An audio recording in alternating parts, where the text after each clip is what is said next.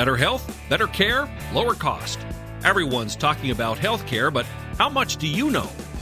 Better Health is brought to you in part by Sleep Better Northwest. Explore the healthcare system and listen to experts with your host, Sue Lonnie Madsen, here on Better Health.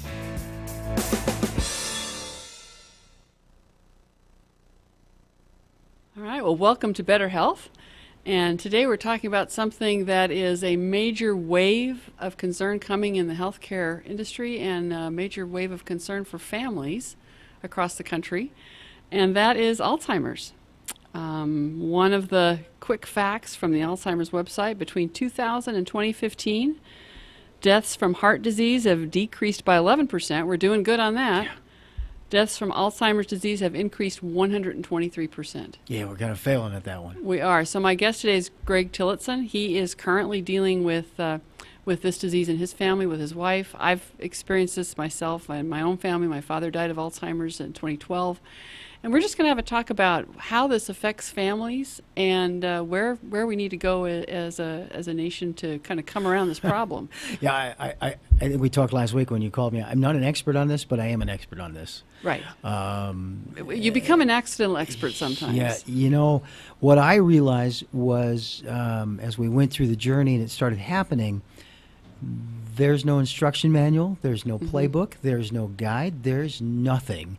And you're out there on your own trying to figure out how this works and what you need to do as your partner is you recognize these things happening.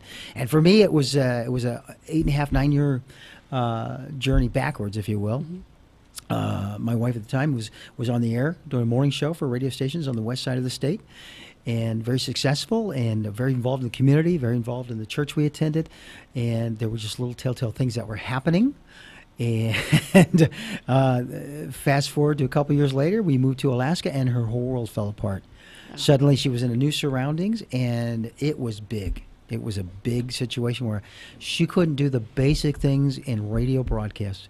You would say, "Sherry, go in and record this." She wouldn't know how to turn the microphone on, and it hit me like, "Wow, this is something big." And even as little as that was in 2012. Even as little far back as 2012, we didn't have exact science to diagnose Alzheimer's to the first time around.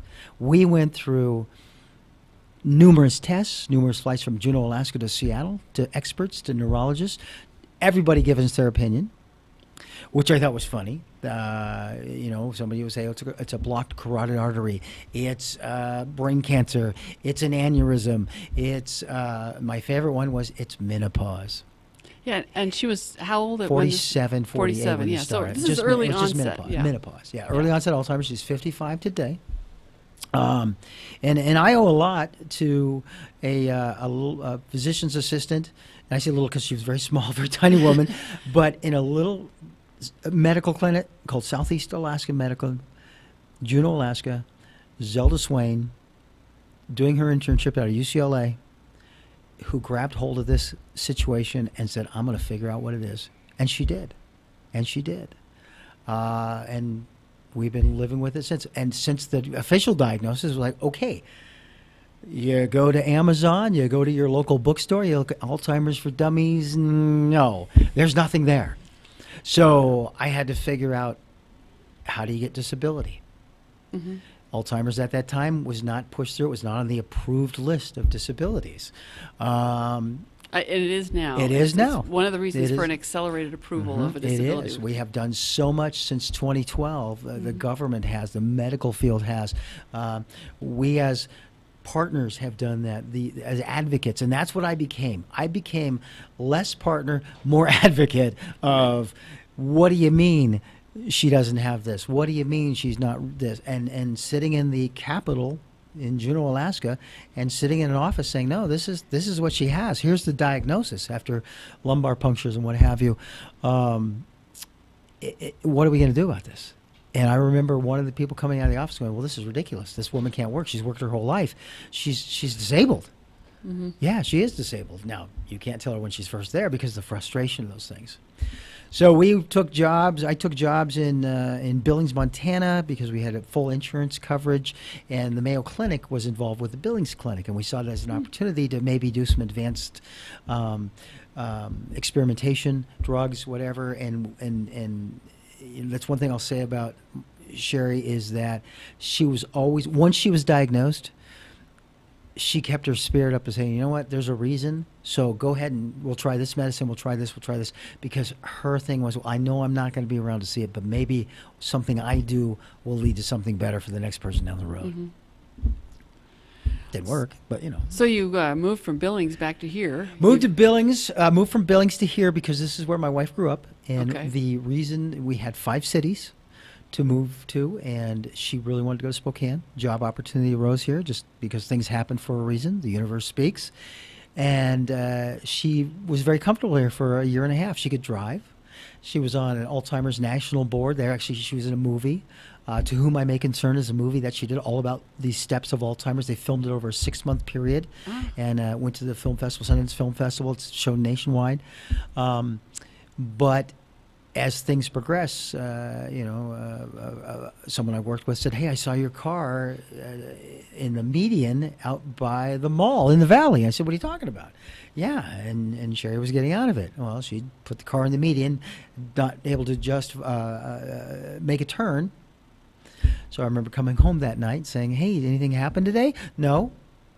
I said, are you sure? No. Let's go out and look at the car. She had no recollection that she'd scratched the side of the car up and was in the median, and a tow truck had pulled her up. She had no recollection of this ever happening. So that's let's make that chapter 1 in Alzheimer's for Dummies. Sure. How do you deal with the you can't drive alone anymore? That was the hardest conversation I had. Of the beginning of this, that was one of the hardest conversations. You can't drive the car, period. Mm-hmm. Sherry, you're going to hurt somebody. Yeah. You don't have the capability of making the decision to drive. And she cried. There were tears, but it was also that first step of, oh my gosh, you're really sick. When you start seeing the, we went through the you can't work anymore, but that was okay because she could still do some stuff at home, and we had a dog, and so that it didn't fill the void, but it helped soften the void.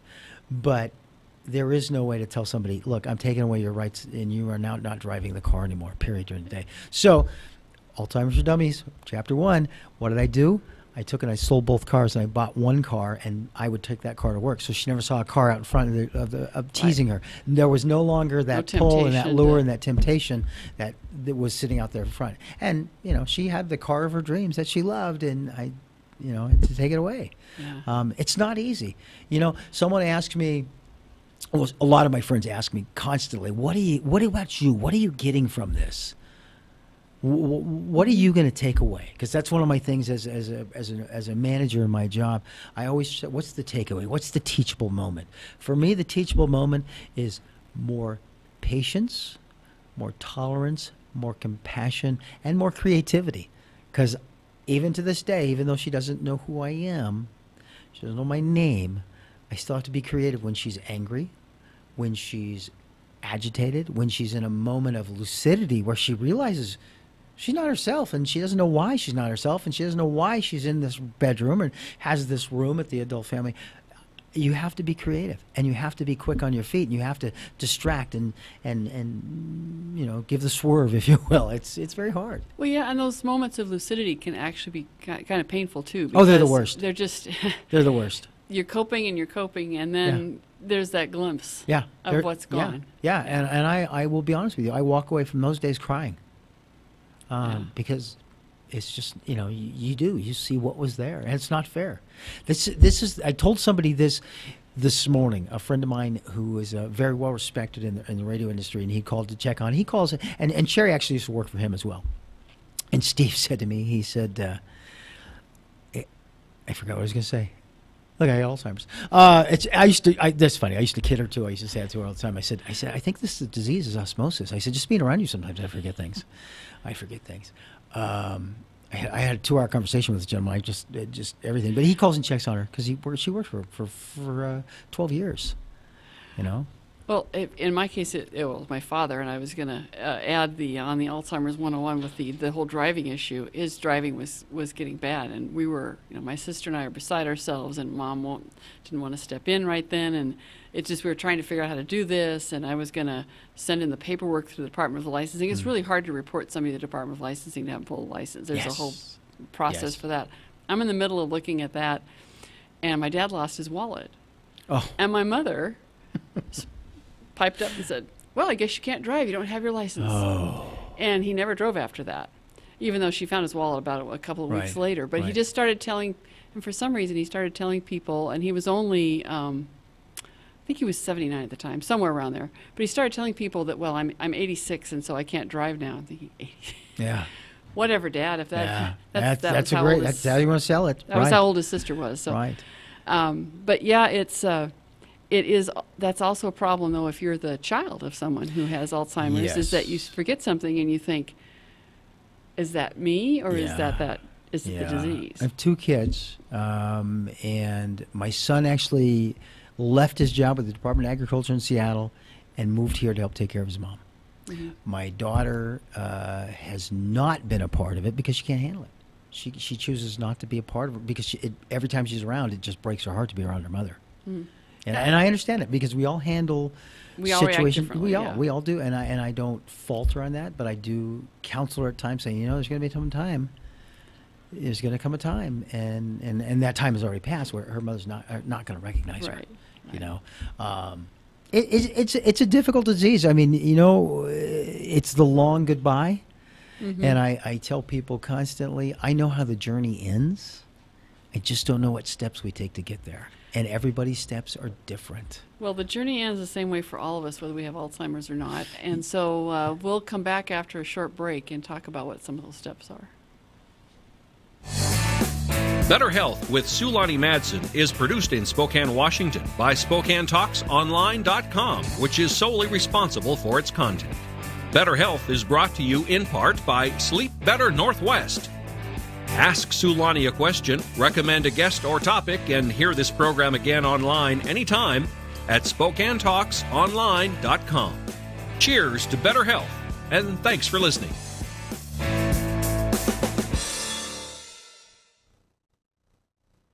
Okay, well, before we get back to some of the personal, I want to look at one more statistic here, just to emphasize this is a really serious problem that we are not facing up to in terms of focus and research. But in 2018, Alzheimer's and other dementias will cost the nation $277 billion. By 2050, these costs could rise as high as $1.1 trillion. And no matter who's paying, it's still a lot of money. It's a lot of money. A lot of money, a lot of time.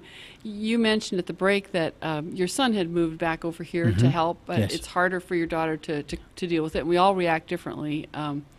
I know for my sister and I, we were both able to help. I'm closer by, but she was able to find blocks of time to come up and give our mom some time off and kind of move in and stay for a week or two at a time. So between the two of us, we were a backup for Mom. But what are some things you've done in terms of getting some backup in place for yourself? How do you take care of yourself while you're taking care of Sherry? That's the one thing people, I would say that was the number one thing people have told me constantly: take care of yourself because you can't take care of her. If you're not well, if you're not focused, if you're not your best. And I really don't have an answer for that because I don't know. I just am. I'm just me. I just do. I don't know. I don't have an answer for that. Well, one answer is the reason that you could be here today is that coming back to Sherry's hometown, you've been able to pull together a little bit of a posse. Well, to a certain degree, yeah. There are some support people that reach out. She has friends from junior high school who have stepped in, and they take Thursdays, and they spend a couple hours every Thursday with her, which alleviates me because I see her every day. I see her every day, sometimes twice a day, because that's... And it's not that I don't trust the adult family home she's living in. Purity's Place is an amazing place, plug. When she was in an assisted living facility, which we can talk about, they did a great job. But nobody knows her better than I do. It'll be 30 years in October that we've known each other. We met here in Spokane in 1988. I'm a self-admitted control freak. I am. But even on this one, because I know those little things. And even though she doesn't know me, I know she knows my voice. And I know that there are things I can say and do. Same with my son. He's there every morning at 8 o'clock. He gets off work at 7:30. He's there at 8 o'clock when they open the door. He has breakfast with his mom every morning from 8 to 8:30. I can see her for 5 minutes. I can see her for 15 minutes. I can see her for an hour and a half. It doesn't matter. She doesn't know the time span, but she likes visitors. She's still a social person. You just do. That would be the one thing that I would probably in the opening paragraph of Alzheimer's would know. You just do what feels right. Everybody has a different way of dealing with it. It's a journey. It's a learning thing, and I believe my reward in this is, again, is patience, tolerance, compassion. I'm a better person because of that. And she doesn't even know she's doing that for me, which I think is funny. And you know the commitment that you made when you I said your did. vows. I did make a commitment. The day we got married, her father scares me to death. But that's not why. It's because I'm a commitment person. I mean, I'm old school. I tell my kids this. I tell people who work with me. I'm very old school in regards to just life. If you make a commitment, that's your word. And at the end of the day, that's all you have is your word. And whether it's marriage or commitment to job, that's all you have. All you have is your word. And in this case, I committed to taking care of her till the end, and I will. So you're following through on that by remaining connected and caring on a regular basis. But as you've mentioned, that she's no longer able to live at home. How about a little bit about that? We'll make that chapter 2. Sure. What that progression looks like from home to outside care. So we had an apartment here, and we moved from a second floor to a ground floor. Then I had people coming in that would help take care of her in the morning so when I would go to work. So second floor to ground floor. Why don't we explain why that makes a difference when you? Because she's still mobile. She was still mobile, but negotiating steps. There's a complete. I don't know the medical term as far as, but you just lose your depth perception. You lose all of that. It's not that you. Which is why the driving becomes a problem. It just goes away. It just vanishes. And to me, it happened overnight. And there was that hesitation of going up the stairs. I'm like, okay, this is it. We got to get to a ground floor apartment. This is not safe anymore. This is not safe anymore. And then you have a deck and you have these things. So moved to a ground floor apartment, which was fine. Didn't have to worry about exit seeking. There was never exit. Even to this day, there's not exit seeking. That's not what she does. But it was more of a safety thing for steps.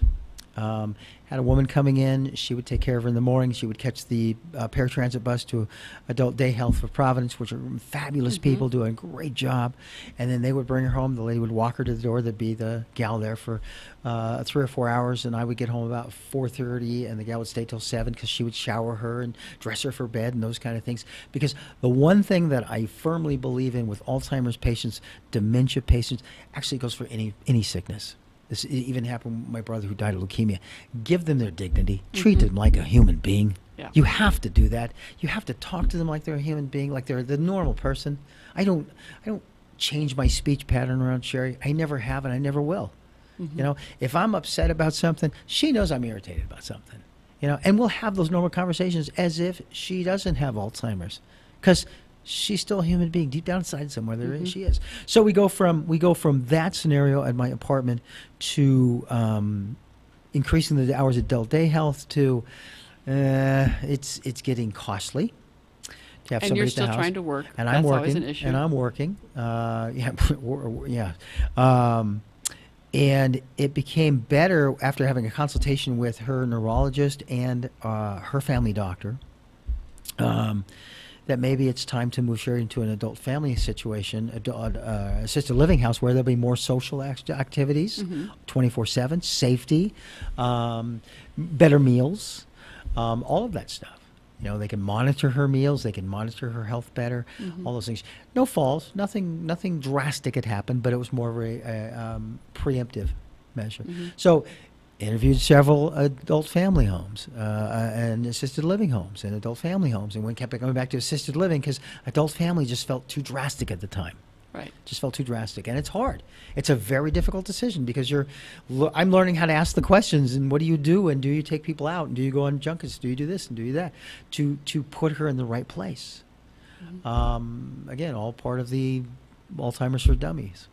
And I got to say this right now. We talked about this, but for people, since day one that this started, I have been journaling in little journal books. I go buy them at Walmart. I spend 89 cents on them. We'll be looking forward to your book, too. I have 31 of them filled. Every page is filled. There are notes on everything that I have done through this.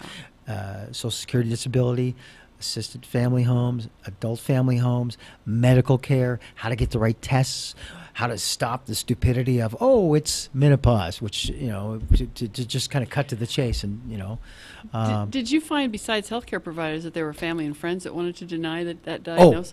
Oh, yes. Oh, Yeah. yes. I think that's fairly typical, actually. It is typical, and it's very funny. Give you a little background on Sherry. She was a morning radio host for 12 years in Bellingham, Washington.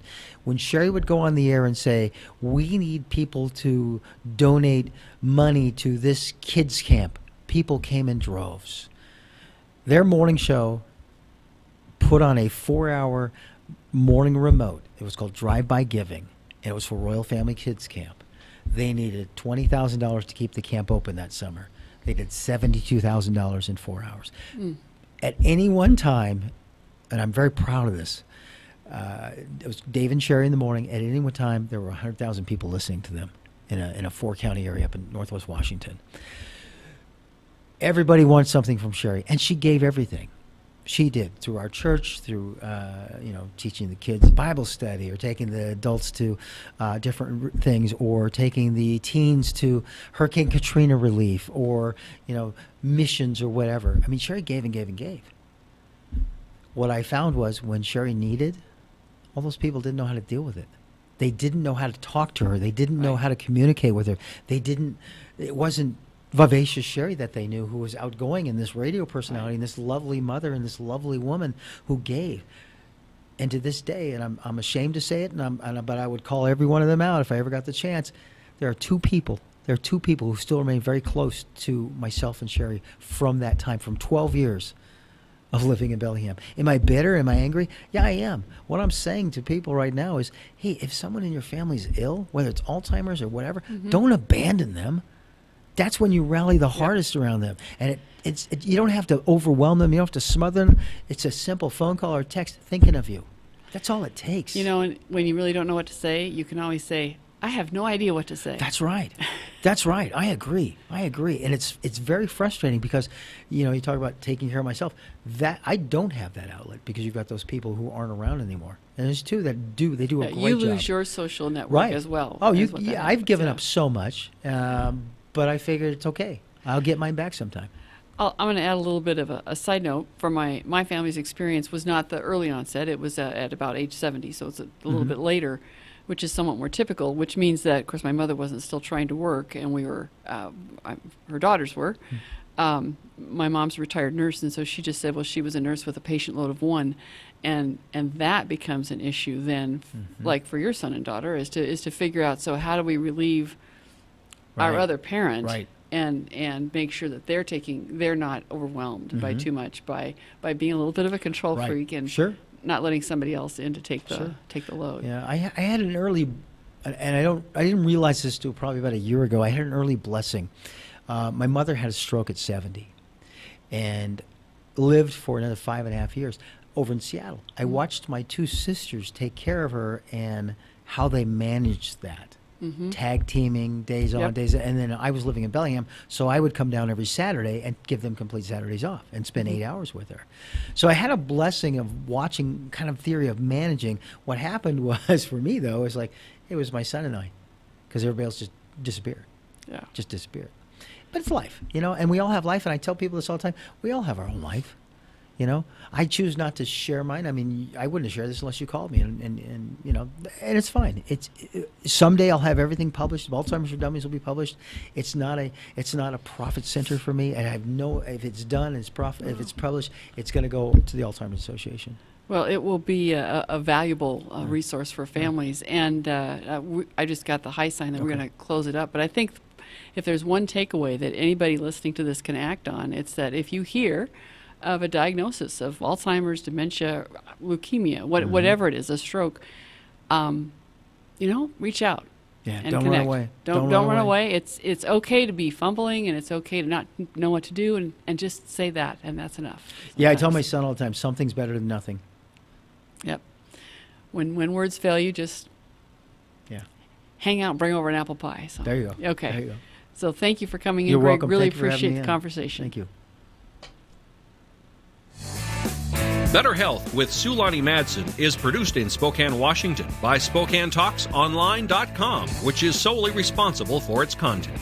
Better Health is brought to you in part by Sleep Better Northwest. Ask Sulani a question, recommend a guest or topic, and hear this program again online anytime at SpokaneTalksOnline.com. Cheers to better health, and thanks for listening.